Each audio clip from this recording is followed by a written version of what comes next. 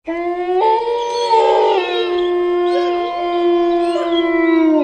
दोस्तों, यदि आप इस चैनल से नए जुड़े हैं तो चैनल को सब्सक्राइब करके बेल आइकॉन प्रेस कर देना ताकि आने वाली हर कहानी के नोटिफिकेशन आप तक पहुंच सके। और कहानी जैसी भी लगे हमें कमेंट करके ज़रूर बताइएगा। अंजलि का एक साइकियाट्रिस्ट थी और उसे हाल ही में एक करीबी गांव कटारी के एक पागलखाने में मरीजों के इंस्पेक्शन के लिए जाना था। हालांकि इससे पहले वो कभी वहां नहीं गई थी, लिहाजा उसे ये दौरा बेहद अजीब लग रहा था। मगर अधिकारियों का फरमान था, ऐसे में मजबूरन वो देर रात कटारी गांव के लिए रवाना हो गई। रास्ता बेहद सुनसान था और चारों तरफ तन्हाई का आलम। कार ड्राइव करते हुए बस अंजलि का उस गांव के नज़ारों को देख ही रही थी। तभी अचानक रास्ते के बीचों बीच एक शख्स नजर आया। अंजलिका ने कस के ब्रेक मारा और गाड़ी घसीटती हुई रुक गई। वो शख्स दौड़ते हुए अंजलिका के कार के करीब आ पहुंचा और उसे अपना परिचय दिया।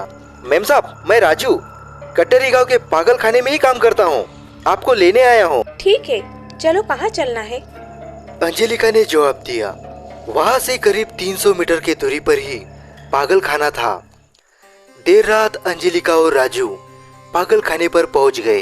अंदर दाखिल होते ही अंजलिका बड़ा खौफ महसूस कर रही थी। अंदर का माहौल किसी जेल जैसा था। पागल खाने के अंदर पागल कैद में थे। आधी रात में भी उन्हें चैन नहीं था। पूरा पागल खाना चीख से गूंज रहा था। वो रात जैसे तैसे अंजलिका ने गुजार ली। अगले दिन पूरे पागल खाने का इंस्पेक्शन किया गया।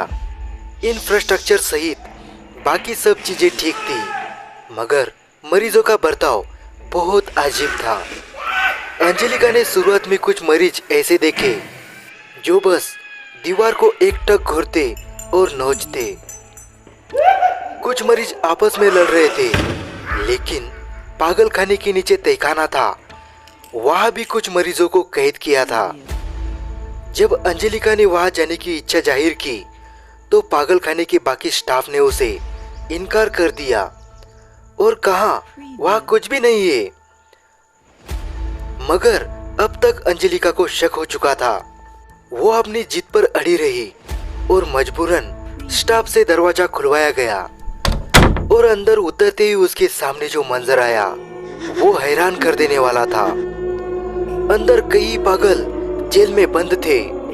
उन्हें पूरी तरह प्रताड़ित किया गया था। शरीर पर खून था। तभी उसे अजीब सी ठंडक महसूस हुई। बाहर की तरफ दिन ढलने लगा था।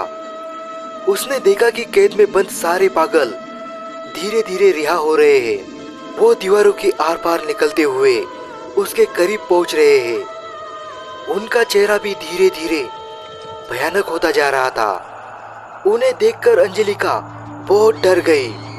वो समझ चुकी थी कि शायद इस जगह में कोई हो ना हो, बड़ी दिक्कत है। वो तहखाने की दरवाजे से बाहर निकलने की कोशिश करती है, मगर पागल खाने के स्टाफ ने दरवाजा ही बंद कर दिया था। अब कहीं जाकर उसे समझ आया था कि उसके खिलाफ किस तरह की साजिश की गई थी। अब पूरी रात उसे उन डरावने पागलों के बीच गुजारनी थी। उसने देखा कि पागल खाने में औरतें हवा में तैर रही थी। दीवारों पर छोटे छोटे बच्चे दौड़ रहे थे। कई लड़के अपने दांतों से खुद की खाल उधेड़ रहे थे और अपने मांस को चीर चीर कर खा रहे थे। समझ नहीं आ रहा था कि आखिर ये क्या हो रहा है। तभी अंजलिका ने देखा कि तहखाने में एक दरीचा है जहां से चांद की रोशनी अंदर दाखिल हो रही थी। अंजलिका फौरन उस तरफ दौड़ी, मगर पीछे से सभी उसको पकड़ने के लिए भाग रहे थे।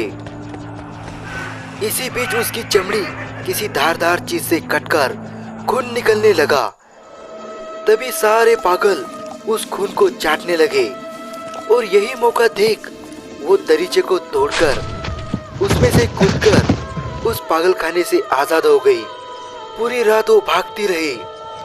जंगल के बीच घने दरख्तों के बीच छुप गई और अगली सुबह उसकी आंख खुली। आसपास गांव के लोग थे। उन्होंने अंजलिका को अपने ऑफिस पहुंचाया, जहां उसने अधिकारियों को रात में बीता वाकया सुनाया। दरअसल वो पागल खाना कई साल पहले आग में जलकर खाक हो चुका है, जिसमें कई मरीजों की मौत हो गई थी। लेकिन जिस पागल खाने के इंस्पेक्शन के लिए तुम्हें जाना था, वो तो यहाँ से काफी दूर है। जब पुराने वाले पागल खाने में आग लग गई थी, तो नया पागल खाना उससे 1 किलोमीटर दूर बनाया गया है। अंजलिका सब समझ चुकी थी कि रात में जो राजू नाम का शख्स आया था, वो पुराने पागल खाने का कर्मचारी था। अधिकारियों ने उसे बताया कि राजू भी वहां जलकर मर गया था। हमारी और भी डरावनी कहानियां सुनने के लिए स्क्रीन पे जो वीडियो दिख रहा है, उसे क्लिक कीजिए।